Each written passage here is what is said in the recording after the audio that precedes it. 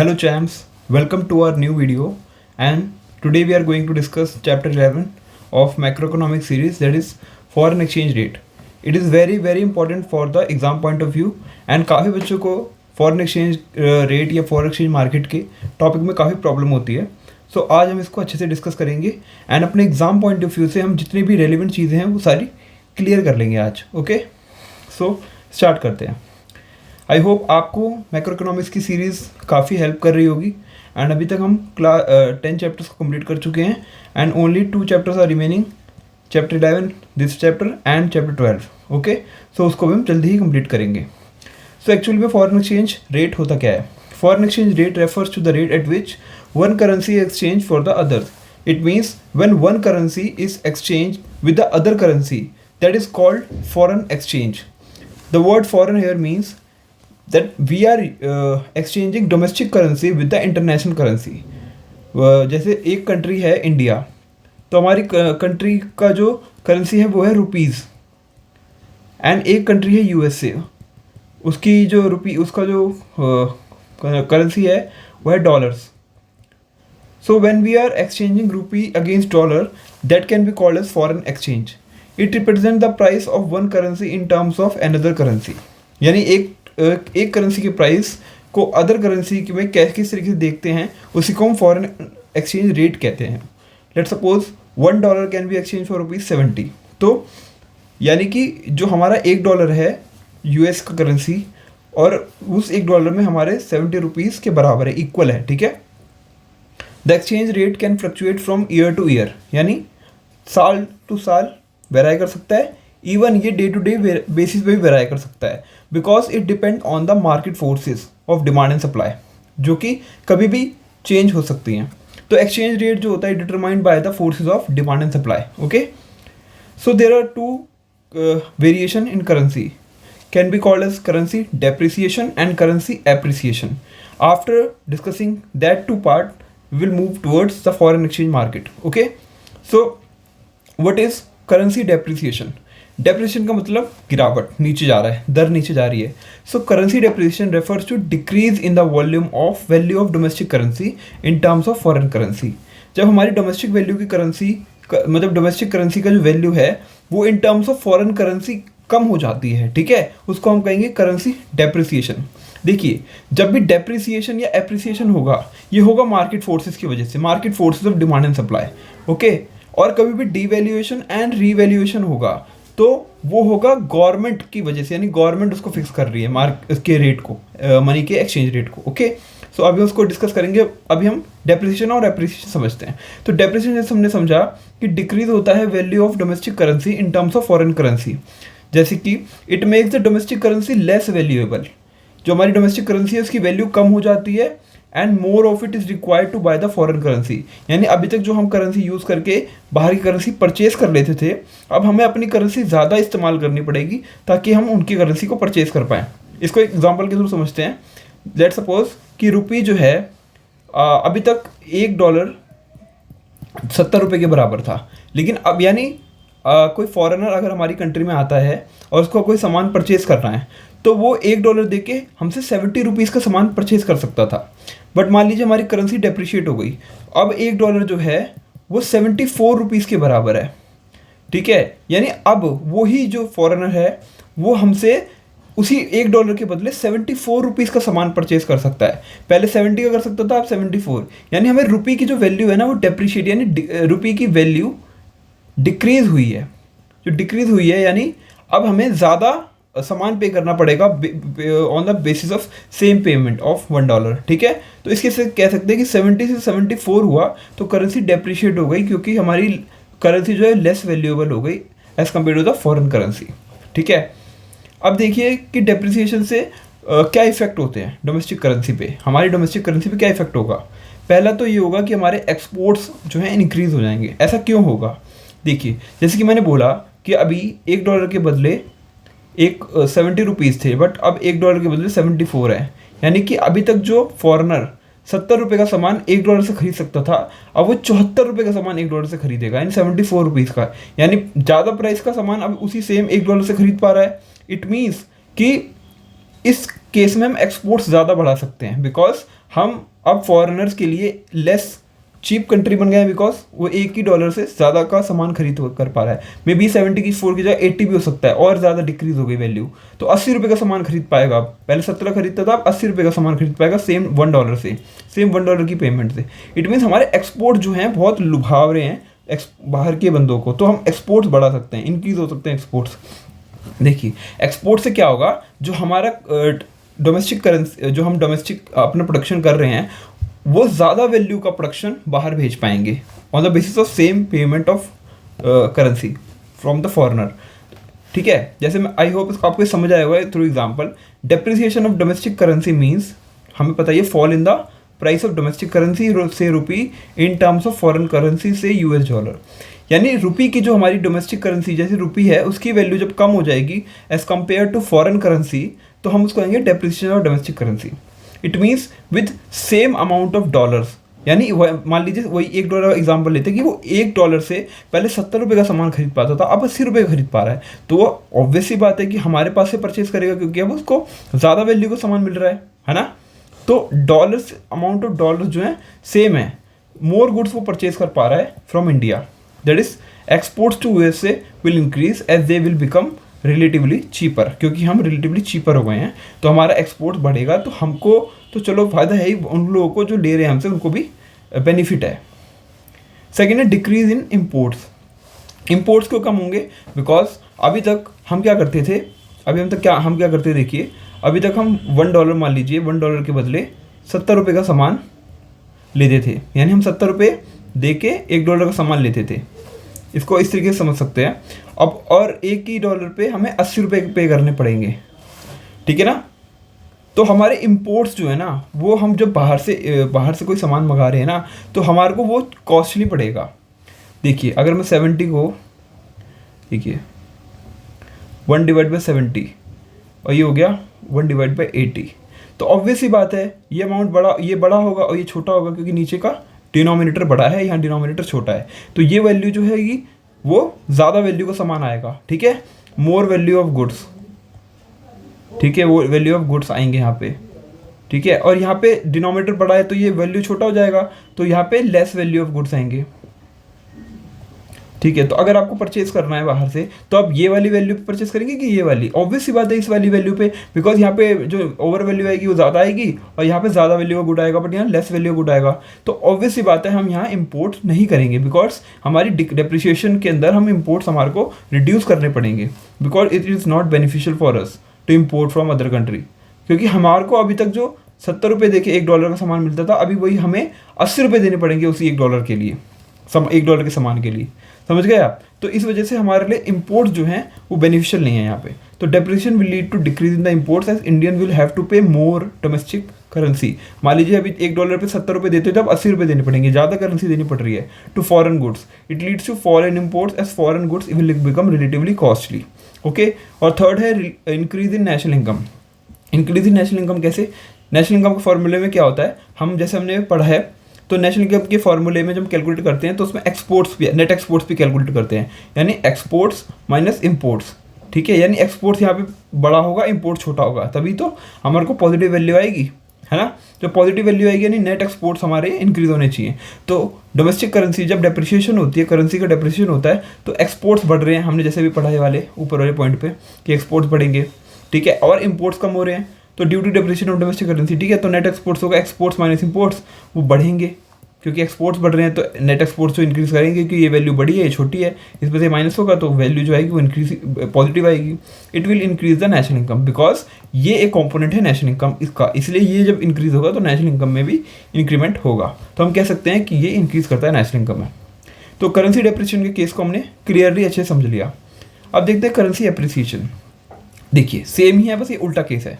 Currency appreciation में क्या होता है, इंक्रीज हो जाती है value of domestic currency in terms of foreign currency. ठीक है, currency appreciation refers to increase in the value of domestic currency in terms of foreign currency.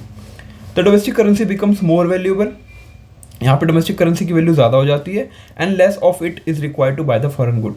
मान लीजिए अभी हमारे पास $1 था 70 का, अब वो $1 हो गया 60 रुपीज़ का। यानी अब हम 60 रुपये दे के $1 का सामान खरीद सकते हैं। पहले हम 70 रुपये देते थे तब जाके $1 का सामान खरीदते थे, अब 60 रुपये में ही $1, यानी हमारी करेंसी की वैल्यू अप्रिशिएट हुई है ना। तो ये क्या है, हमारी करेंसी मोर वैल्यूएबल हो गई एंड लेस ऑफ इट, यानी पहले 70 रुपये लगते थे, अब 60 रुपये, यानी कम पैसे लग रहे हैं, 10 रुपये कम लग रहे हैं ना to buy the foreign currency. ठीक है, सेम फॉरेन करेंसी बाय करने के लिए, इसको कहेंगे करेंसी एप्रिसिएशन। जैसे यहाँ पे Indian rupee appreciate when price of $1 fall from 74 to 70, यानी पहले 74 रुपीज़ दे के हम $1 परचेज कर पाते थे, अब सिर्फ 70 रुपये दे के $1 परचेज कर पाएंगे, यानी 4 रुपये का हमारे को फायदा हो रहा है यहाँ पे। इसके लिए कह सकते हैं हम इसको करेंसी एप्रिसिएशन। ठीक है, और करेंसी एप्रिसिएशन के क्या इंपैक्ट्स होंगे, जैसे कि मैंने वहाँ बताया था इंक्रीज इन एक्सपोर्ट्स और डिक्रीज इन इम्पोर्ट्स, बट यहाँ पे उसका उल्टा होगा, इंक्रीज इन इम्पोर्ट्स होगा। बाकी सेम केस है। इम्पोर्ट्स क्यों बढ़ेगा, बिकॉज अब देखिए इम्पोर्ट्स क्यों बढ़ेगा, यानी हम बाहर से सामान ज़्यादा मंगाएंगे। ऐसा क्यों, मान लीजिए $1 था, हम 70 रुपये दे के $1 का सामान परचेज करते थे बाहर से, अब हमें क्या है, हमें 60 रुपये दे के $1 का सामान मिल रहा है, तो हम 10 रुपये का फायदा हो रहा है यहाँ पे। देखिए पहले 70 में $1 का मिलता था, अब 60 में मिल रहा है, तो हम ऑब्वियस ही बात है इम्पोर्ट्स बढ़ाएंगे, क्योंकि हमें अब सस्ते में बाहर का उतने का सामान हमें कम में पैसों में मिल जाएगा, तो इम्पोर्ट्स तो बढ़ेंगे। एक्सपोर्ट्स कम होंगे, बिकॉज एक्सपोर्ट्स में क्या होगा, जो फॉरेनर अभी तक आके हमसे $1 दे के हमसे 70 का सामान ले जाता था, अब वही बंदा आएगा और हमसे सिर्फ 60 का सामान ले जा पाएगा, यानी अभी तक 70 का ले जा पाता था, अब सिर्फ 60 का ले जा पाएगा, यानी उसको रिड्यूस हुई ना वैल्यू। तो एक्सपोर्ट्स कम होंगे, बिकॉज एक्सपोर्ट्स अब उनको ज़्यादा नहीं लुभाएंगे। ठीक है, उनको ज़्यादा अट्रैक्ट नहीं करेंगे कि वो यहाँ से परचेज करें। और नेशनल इनकम में भी डिक्रीज होगा, बिकॉज नेशनल इनकम में जैसे मैंने बोला नेट एक्सपोर्ट्स क्या होते हैं, नेट एक्सपोर्ट्स होते हैं एक्सपोर्ट्स माइनस इम्पोर्ट्स, लेकिन अब एक्सपोर्ट्स नीचे जा रहे हैं, इम्पोर्ट्स ऊपर जा रहे हैं, तो यहाँ पे वैल्यू नेगेटिव में है या पॉजिटिव, तो इस ये बड़ा है ये छोटा है, तो आंसर जो आएगा वो नेगेटिव में आएगा, यानी इंपोर्ट्स ज़्यादा है एक्सपोर्ट्स कम है, तो नेट एक्सपोर्ट्स नेगेटिव में आएगा। तो अगर कोई चीज़ में नेगेटिव में ऐड करूँगा तो नेगेटिव यानी रिड्यूस होगी वो। ठीक है, तो नेशनल इनकम के फॉर्मूले में अगर हम कोई चीज़ नेट एक्सपोर्ट्स को माइनस में जाएंगे, माइनस में आएगा, तो नेशनल इनकम रिड्यूस होगी, तो यही सेम केस है कि decrease in national income. Okay, तो आई होप आपने करेंसी एप्रिसिएशन और करेंसी डेप्रिसिएशन को बहुत अच्छे से समझ लिया होगा, बिकॉज मैंने काफ़ी एफर्ट डाल के आपको ये क्लियर कराया। अब types of foreign exchange rates देखते हैं। डिफरेंट टाइप्स की फॉरेन एक्सचेंज रेट्स होते हैं। ठीक है, एक होता है फिक्स एक्सचेंज रेट, इसको हम कहेंगे पैक्ड एक्सचेंज रेट सिस्टम। ठीक है, सेकंड होता है फ्लेक्सिबल एक्सचेंज रेट और floating exchange rate system, and third is managed floating rate system. Okay, confuse नहीं होना है नाम से, यहाँ पे हम फिक्स एक्सचेंज रेट सिस्टम कहेंगे, यहाँ फ्लेक्सिबल कहेंगे, और यहाँ हम कहेंगे मैनेज्ड एक्सचेंज रेट सिस्टम। ठीक है, फिक्स्ड, फ्लेक्सिबल, मैनेज्ड, खाली इतना आपको याद रखना है। पहले देखते हैं कि फिक्स्ड एक्सचेंज रेट सिस्टम का मतलब क्या है। ठीक है, फिक्स से मतलब क्या है कि कुछ कोई बंदा फिक्स कर रहा है। ठीक है, कोई फिक्स है एक तरीके से, कोई इसको ऊपर नीचे नहीं कर सकता। Fixed exchange rate system refers to system in which exchange rate of a currency, यानी एक्सचेंज रेट, किसी भी करेंसी का एक्सचेंज रेट जो है वो फिक्स करती है गवर्नमेंट। ठीक है, in which exchange rate for a currency is fixed by the government. Government जो है उस करेंसी रेट को, एक्सचेंज रेट को फिक्स करेगी। मतलब यहाँ पे क्या है, मान लीजिए गवर्नमेंट ने कह दिया आज से $1 की वैल्यू है 70 रुपये, तो ये फिक्स हो गया है, ये गवर्नमेंट ने फिक्स किया, ना कि demand, force of demand and supply, यानी market force of demand and supply ने नहीं किया, ये गवर्नमेंट डिसाइड कर दिया कि $1 की वैल्यू है 70 रुपीज़। ठीक है, तो इसको कहेंगे हम fix exchange rate. The basic purpose of this is to ensure stability in foreign trade and capital movement. यहाँ पे इसका मतलब है कि स्टेबिलिटी लाना। मेजरली क्या है, देखिए आज $1 की वैल्यू 70 है, कल $1 की वैल्यू 71 हो जाएगी, परसों $1 की वैल्यू 69 हो जाएगी, उसके अगले दिन $1 की वैल्यू 68 हो जाएगी। तो देखिए फ्लक्चुएशन काफ़ी ऊपर नीचे हो रही है, तो जो बंदा ट्रेड कर रहा है ना उसको प्रॉब्लम हो सकती है यहाँ पे कि वो यहाँ से 70 के हिसाब से भेज रहा है माल, लेकिन आज कल तक या 2 दिन बाद तक उसकी वैल्यू 68 हो जाए, तो क्या हो रहा है आपको यहाँ पे लग रहा है कि कोई स्टेबिलिटी है? नहीं ना, स्टेबिलिटी नहीं है। इंश्योर, तो इसीलिए गवर्नमेंट क्या करती है, इंश्योर स्टेबिलिटी करने के लिए अपनी करेंसी को फिक्स कर दिया। मान लीजिए $1.70, ये 1 महीने के लिए फिक्स कर दिया। ठीक है, अब 1 महीने तक 70 रुपीज़ फिक्स है, तो इसीलिए स्टेबिलिटी आएगी और फॉरेन ट्रेड ईजी हो पाएगा और कैपिटल मूवमेंट हो पाएगी ईजिली। ठीक है, कैपिटल मूवमेंट किस रेट पे हो रही है वो भी ईजिली हो पाएगी, इसलिए गवर्नमेंट इसको फिक्स भी करती है कभी। टू अचीव स्टेबिलिटी के लिए, ठीक है, government undertakes to buy foreign currency when the exchange rate becomes weaker. तो फॉरेन करेंसी जब कभी कभी है, जैसे मान लीजिए अभी $1 है 70 रुपये का, अब फिर $1 हो गया 80 रुपये का, फिर $1 हो गया 90 रुपये का। तो यहाँ पे करेंसी देखिए डे बाय डे वीक हो रही है, नीचे नीचे नीचे जा रही है, रिड्यूस हो रही है उसकी value as compare to dollar. तो गवर्नमेंट क्या करेगी ना, गवर्नमेंट फॉर ये डॉलर्स को ना बाय कर लेगी। जब डॉलर्स की मार्केट में सप्लाई ज़्यादा हो जाएगी ना, जब किसी भी चीज़ की सप्लाई ज़्यादा होती है तो उसका प्राइस ऑलरेडी धीरे धीरे कम हो जाएगा। तो धीरे धीरे जब कम होगा तो वापस वो 80 पे आ जाएगा, फिर वापस वो 70 पे आ जाएगा। तो जब करेंसी वीक होने लगेगी ना, तो फॉरेन करेंसी को ना गवर्नमेंट बाय करेगी, खरीदेगी, और एक्सचेंज रेट को अगर मतलब एक्सचेंज रेट कराए और सेल कर देगी फॉरेन करेंसी जब एक्सचेंज रेट बहुत ज़्यादा स्ट्रांग हो जाएगा। मान लीजिए, देखिए मैं आपको इसको बहुत अच्छे से क्लियर कराता हूँ, लिख के आपको ईजिली समझ आएगा। ओके, देखिए देखिए देखिए आप ये देखिए कि मान लीजिए $1 की वैल्यू है आज 70 रुपीज़, ठीक है। नेक्स्ट डे क्या हुआ, लोगों की बहुत डिमांड है डॉलर्स की, डॉलर यानी हमें डॉलर चाहिए जी, हमें बाहर से इंपोर्ट करना है, सामान इंपोर्ट करना है तो हमें डॉलर चाहिए। देखिए किसी भी चीज़ की जब डिमांड बढ़ती है ना, जब डिमांड उसकी इंक्रीज होती है उसका प्राइस भी बढ़ेगा। तो यहाँ पे डॉलर का प्राइस क्या है, यहाँ पे डॉलर का प्राइस है हमारी डोमेस्टिक करेंसी की वैल्यू। यहाँ पे अभी तक तो डिमांड जैसे जैसे बढ़ रही है ना डॉलर की, वैसे उसका प्राइस बढ़ रहा है। यानी अब डॉलर जो है मान लीजिए वो ₹80 का हो गया। अभी तक 70 रुपये में $1 मिलता था, अब 80 रुपये दे के $1 मिलेगा। तो यहाँ पे क्या हुआ, हमारी करेंसी वीक हुई बिकॉज ऑफ मोर डिमांड, ठीक है। फिर $1 की वैल्यू बढ़ गई, ₹90 हो गई। इस केस में यहाँ पे जाके पता क्या होगा, इंपोर्ट बहुत ज़्यादा महंगे हो रहे हैं। अभी तक जो इंपोर्ट 70 रुपये में हम $1 खरीद पाते थे, अब हम 90 रुपये में $1 खरीद रहे हैं। तो यहाँ पे क्या है ना, मार्केट में ना इंपोर्ट्स की बहुत कम वैल्यू हो गई है, हम इंपोर्ट्स बहुत हाई रेट पे कर रहे हैं, हमारे फॉरेन एक्सचेंज रिजर्व बहुत खत्म हो रहे हैं। तो गवर्नमेंट क्या करेगी ना, डिमांड की ये जो डॉलर की जो डिमांड है बहुत रिड्यूस हो चुकी है ना, मतलब डिमांड बहुत ज़्यादा बढ़ चुकी है। तो अब क्या करेगी, इसको फुलफिल करने के लिए इसकी सप्लाई बढ़ा देगी। तो गवर्नमेंट ने क्या किया, बाहर से डॉलर खरीद लिए सारे के सारे और सप्लाई बढ़ा दी। तो जब सप्लाई किसी चीज़ की बढ़ेगी तो उसका प्राइस कम होगा, ये हमने डिमांड और सप्लाई के रिलेशन में पढ़ा है। तो सप्लाई बढ़ेगी डॉलर की और उसका प्राइस कम होगा, तो धीरे धीरे 90 से 80 और 80 से 70 वापस आ जाएगा। तो ये स्टेबिलिटी मेंटेन करने के लिए गवर्नमेंट बाय करती है। अगर सेम केस लेते हैं कि बहुत ज़्यादा है, मतलब देखिए बहुत ज़्यादा वीक है करेंसी, मान लीजिए $1 जो है अभी 70 का था, फिर $1 जो है 60 का हो गया, फिर $1 जो है 50 का हो गया। यानी करेंसी बहुत ज़्यादा अप्रिशिएट कर रही है। यानी पहले हम 70 रुपये में $1 मिलता था, अब 50 रुपये में ही $1 मिल रहा है। यानी करेंसी की वैल्यू बहुत ज़्यादा अप्रिशिएट हुई है। बट यहाँ पे हमें एक्सपोर्ट्स में बहुत नुकसान होने वाला है, बिकॉज अभी तक जो फॉरेनर आके हमसे 70 रुपये का सामान ले जाता था $1 में, अब वो सिर्फ 50 का ले जा पाएगा, तो उसको लॉस होगा। तो एक्सपोर्ट्स कम, मतलब हमसे सामान नहीं खरीदेगा, यानी हमारा एक्सपोर्ट्स जो है वो कॉस्टली हो रहा है। हमें एक्सपोर्ट्स को वापस मीडियम पे लाना है, तो उसके लिए क्या करेगी गवर्नमेंट, यहाँ पे यानी सप्लाई बहुत है, यहाँ पे सप्लाई डिमांड डॉलर्स की बहुत ज़्यादा है, तभी तो इसकी धीरे धीरे वैल्यू कम हो रही है इतनी। तो गवर्नमेंट क्या करेगी ना, मार्केट से ये जो डॉलर्स हैं इनको खरीद लेगी, परचेज़ कर लेगी। तो जब परचेज़ कर लेगी तो वापस डॉलर की जब सप्लाई कम होगी तो धीरे धीरे उसकी वैल्यू वापस इंक्रीज़ होने लगेगी, तो वापस ये 70 रुपीज़ पे आ जाएगा। तो इसको कहेंगे हम स्टेबिलिटी मेंटेन करने के लिए गवर्नमेंट परचेज़ करती है या सेल करती है अपनी फॉरेन एक्सचेंज उसको, फॉरेन एक्सचेंज रिजर्व्स को। ओके, सो आई होप आपको ये वाला टॉपिक मतलब अच्छे से क्लियर हो गया होगा, कोई प्रॉब्लम नहीं आई होगी इसमें, ठीक है ना। ठीक है, देखिए तो मैंने जैसे बोला, to achieve stability government undertake to buy foreign currency when the exchange rate becomes weaker and sell foreign currency when the exchange rate gets stronger. Okay, when the value of domestic currency is tied to a value of other currency, जैसे कि $1 हो गया 70 रुपये का, ये government ने fix कर दिया, तो हम इसको कहेंगे पैगिंग। इसको पैगिंग कहते हैं, बिकॉज यहाँ पे वैल्यू जो होती है ना डोमेस्टिक करेंसी की, वो एक तरीके से बांध दी जाती है अदर करेंसी के साथ, यानी फिक्स कर दी जाती है, तो उसको हम कहेंगे पैगिंग। ठीक है, सिंपल सी चीज़ है। When the value of currency is fixed in terms of some other currency, जैसे कि हमने बताया $1 70 रुपये का एग्जाम्पल के तौर पे, और इन टर्म्स ऑफ गोल्ड, अगर हम गोल्ड की टर्म्स पे भी इसको फिक्स करते हैं तो उसको हम कहेंगे it is known as parity value of currency, उसको हम कहेंगे पैरिटी वैल्यू ऑफ करेंसी। उसके प्रोसेस को कहेंगे पैगिंग, और उसकी वैल्यू जो होगी करेंसी की उसको कहेंगे पैरिटी वैल्यू। ठीक है, आपको इतना समझना है बस। ओके, देखिए हमने फिक्स एक्सचेंज रेट सिस्टम अभी हम डिस्कस कर रहे हैं, तो मैंने बोला था कि रीवैल्यूएशन और डिवैल्यूएशन का सिस्टम हमेशा फिक्स एक्सचेंज रेट सिस्टम में होगा, बिकॉज यहाँ पे गवर्नमेंट का कंट्रोल होगा, गवर्नमेंट ही करेंसी को कम करती है, डिवैल्यू करती है, और करेंसी को रीवैल्यू करती है। ठीक है, तो ये फिक्स एक्सचेंज रेट में ही सिस्टम में ही होता है। तो डिवैल्यूएशन क्या होता है?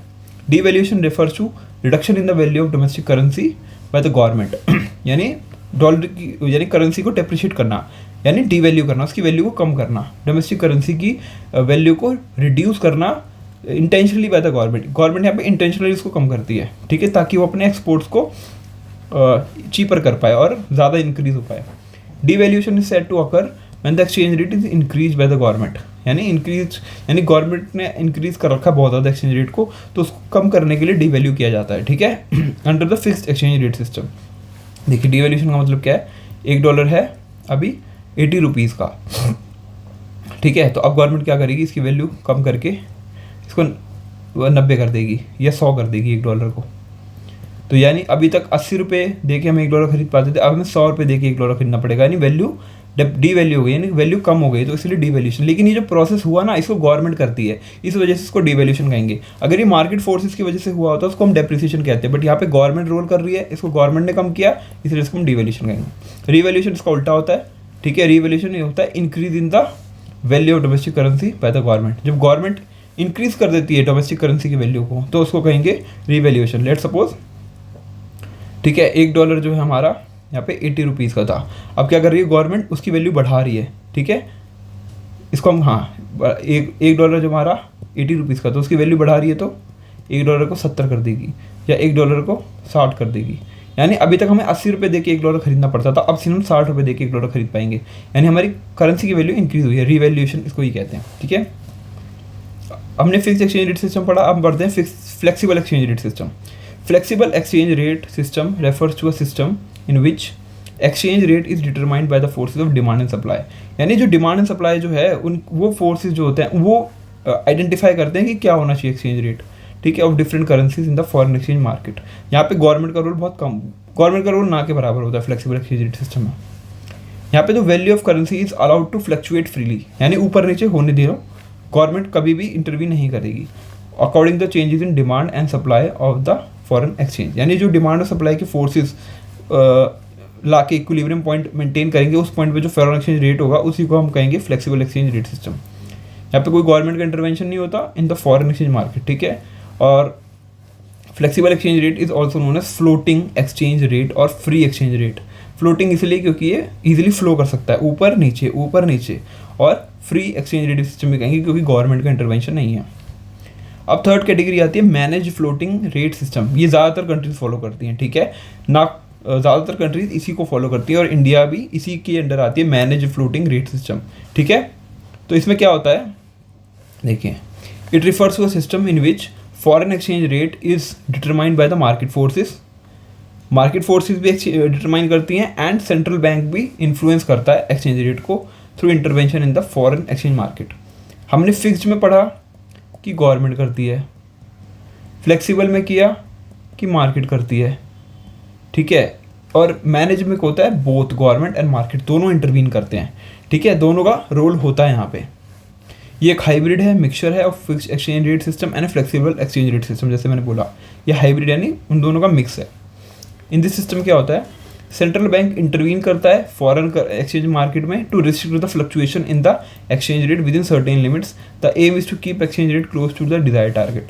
मान लीजिए market forces of demand and supply ने एक डिजायर्ड लेवल पे ऊपर नीचे कर रहे हैं, तब तो गवर्नमेंट इंटरवीन नहीं करेगी। मान लीजिए $1 को वो कर रहे हैं 70 to 80 के बीच में, ठीक है। मान लीजिए गवर्नमेंट ने कहा कि अगर market forces of demand and supply 70 से 80 के बीच में ऊपर नीचे करती रहती हैं तो हम इंटरवीन नहीं करेंगे, इसमें होने दो, चाहे 70 हो रहा है, 74 हो रहा है, 75 हो रहा है या वापस 71 हो रहा है, हम इंटरवीन नहीं करेंगे। लेकिन मान लीजिए उसने कहा कि अगर 70 से नीचे गया या 80 के ऊपर गया तब हम इंटरवीन करेंगे। तो यहाँ पे क्या है, फ्लेक्सिबल वाला सिस्टम भी आ गया और इस पॉइंट पे फिक्स्ड वाला सिस्टम भी आ गया। गवर्नमेंट इस वाले केस पे तो इंटरवीन नहीं कर रही थी ऊपर वाले, बट नीचे वाले पे करेगी, इसलिए हम कहेंगे इसको हाइब्रिड। यानी सेंट्रल बैंक कब इंटरवीन करेगी फॉरेन एक्सचेंज मार्केट में, जब फ्लक्चुएशन बहुत ज़्यादा होगी, ठीक है, और उनको सर्टेन लिमिट्स में वापस लाना होगा। The aim is to keep exchange rate close to the desired target value. देखिए गवर्नमेंट को स्टेबिलिटी मेंटेन करनी होती है इकोनॉमी में, both of exports and imports of foreign exchange currency, तो उसके लिए इंटरवीन कर सकती है। For this, central bank maintain reserves of foreign exchange to ensure that exchange rate stays within the target value। और इसके लिए फॉरेन एक्सचेंज का एक रिजर्व यानी एक खजाना, जहाँ पे फॉरेन एक्सचेंज जैसे डॉलर भरे हैं, वहाँ पे यूके की करेंसी है, ठीक है, पाउंड्स हैं, हर कंट्री, जापान की है ये, तो हर करेंसी जो है मैक्सिमम जो बहुत ज़्यादा फेमस करेंसी है उनका एक तिजोरी में उनको संभाल के रखती है गवर्नमेंट, यानी RBI कह सकते हो, सेंट्रल बैंक का काम होता है ये, ठीक है।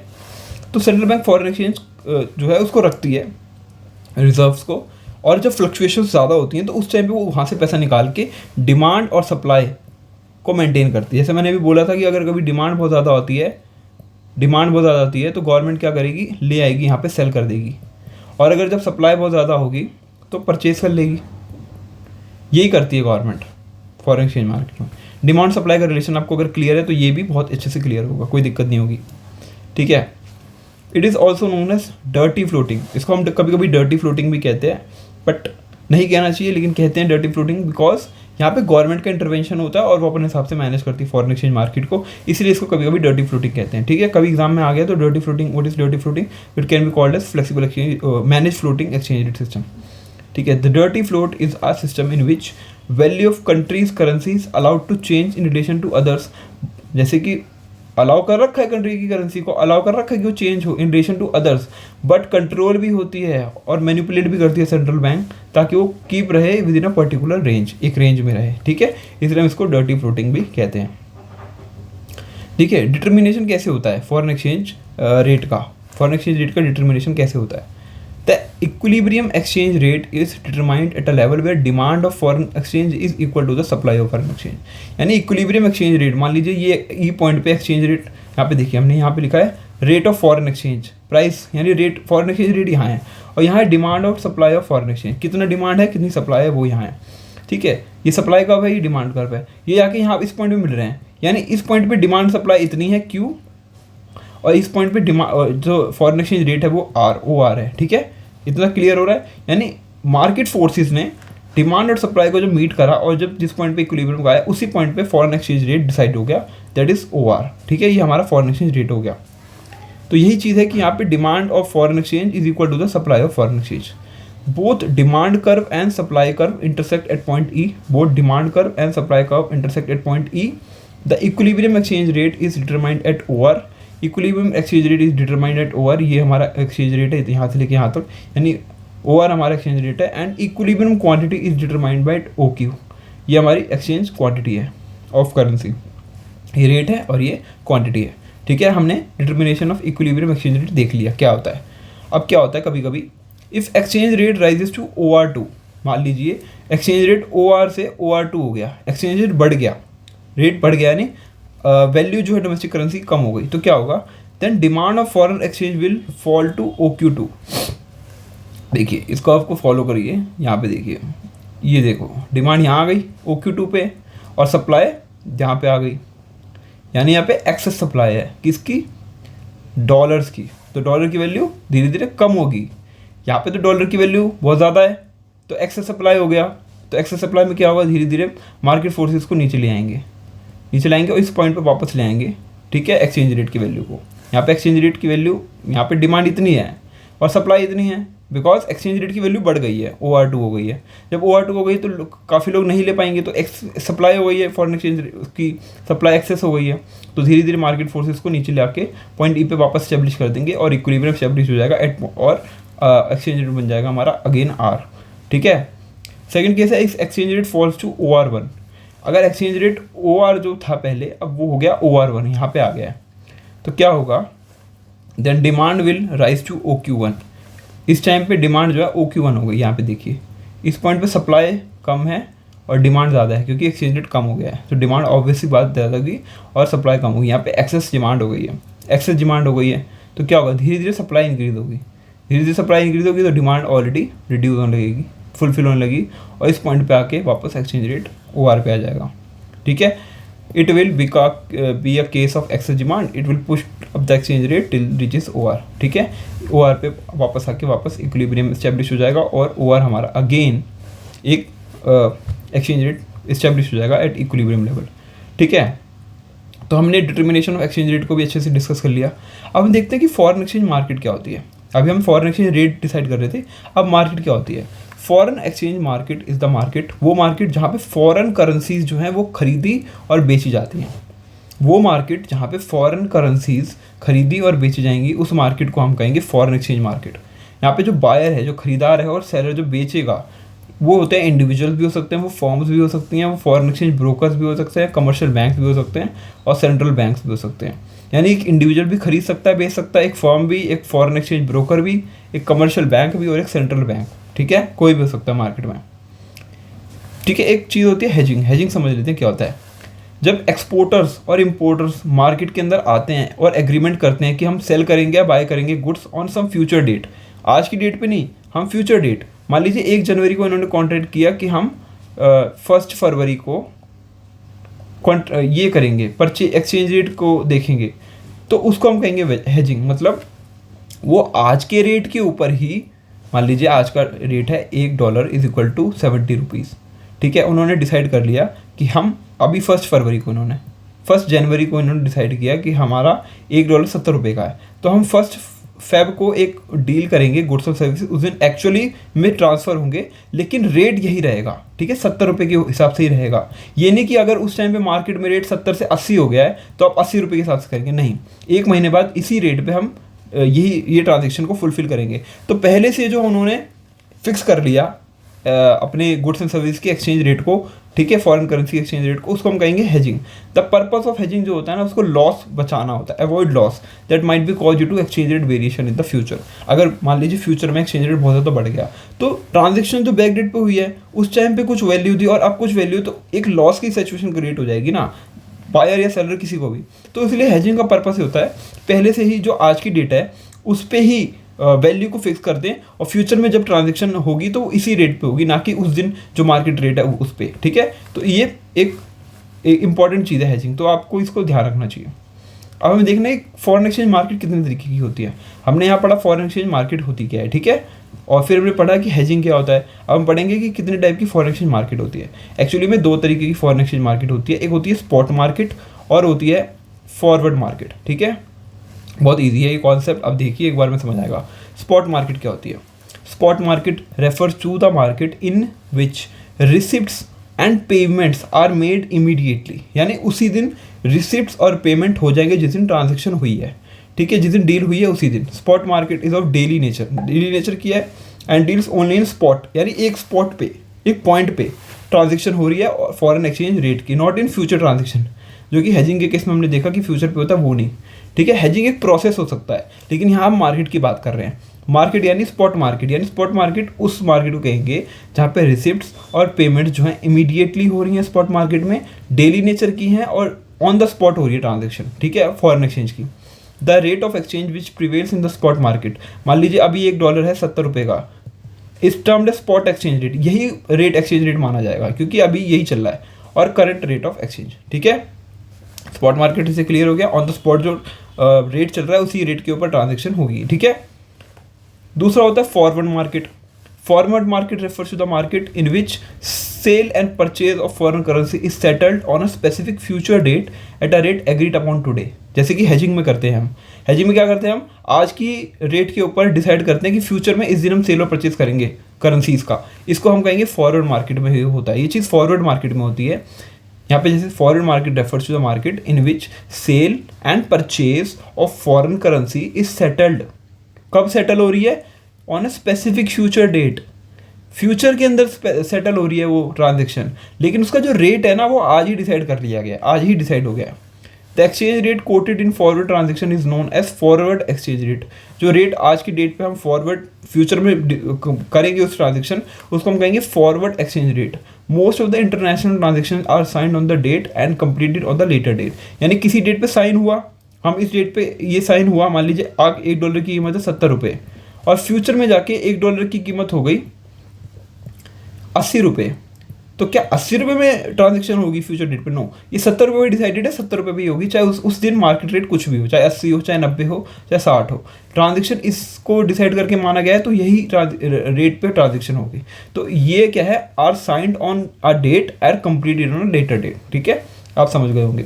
Foreign exchange rate becomes useful for both the parties, दोनों के लिए, पार्टीज के लिए बेनिफिशियल है, क्योंकि इसमें जो इन्वॉल्व जो ट्रांजेक्शन में इन्वॉल्व है, foreign exchange rate becomes useful for both the parties involve in the transaction. I think मैंने 2 बार लिख दिया, इसको अवॉइड कीजिएगा एक ही बार। Forward contract is made for 2 reason, ऐसा क्यों करते हैं हम कि आज का रेट डिसाइड करके हम फ्यूचर में ट्रांजेक्शन करते हैं आज ही के रेट पे, ठीक है, ऐसा इसलिए करते हैं ताकि मिनिमाइज कर सके risk of loss due to adverse changes in the exchange rate through hedging, यानी हेजिंग के थ्रू अगर रिस्क जो है वो मतलब एक्सचेंज रेट बहुत ज़्यादा ऊपर नीचे हो गया तो लॉस बहुत ज़्यादा हो जाएगा ना, इसलिए उसको मिनिमाइज़ करने के लिए और एडवर्स चेंजेस से बचने के लिए आज ही फॉरवर्ड कॉन्ट्रैक्ट बना दिया जाता है और प्रॉफिट बनने के लिए, क्योंकि स्पेकुलेट बंदा करता है कि इस रेट पे इतना होगा तो आज के रेट के हिसाब से हम आज इस तरीके से करते हैं तो प्रॉफिट भी चांसेस होते हैं। तो 2 रीजंस हैं कि फॉरवर्ड कॉन्ट्रैक्ट इस तरीके से किया जाता है, ठीक है। तो आई होप आपको फॉरेन एक्सचेंज मार्केट का each and every concept clear होगा। हमने सारी चीज़ें डिस्कस कर ली हैं, ठीक है। सारे एक्सचेंज रेट को अच्छे से डिस्कस कर लिया है और domestic currency appreciation, depreciation, revaluation, devaluation को अच्छे से क्लियर करा है, ठीक है। तो कोई भी चीज़ छोटी नहीं है हमारी, और आपको किसी भी चीज़ में डाउट हो तो प्लीज़ कमेंट सेक्शन में पिन डाउन कीजिएगा। एंड वीडियो बनाने के लिए thank you so much guys.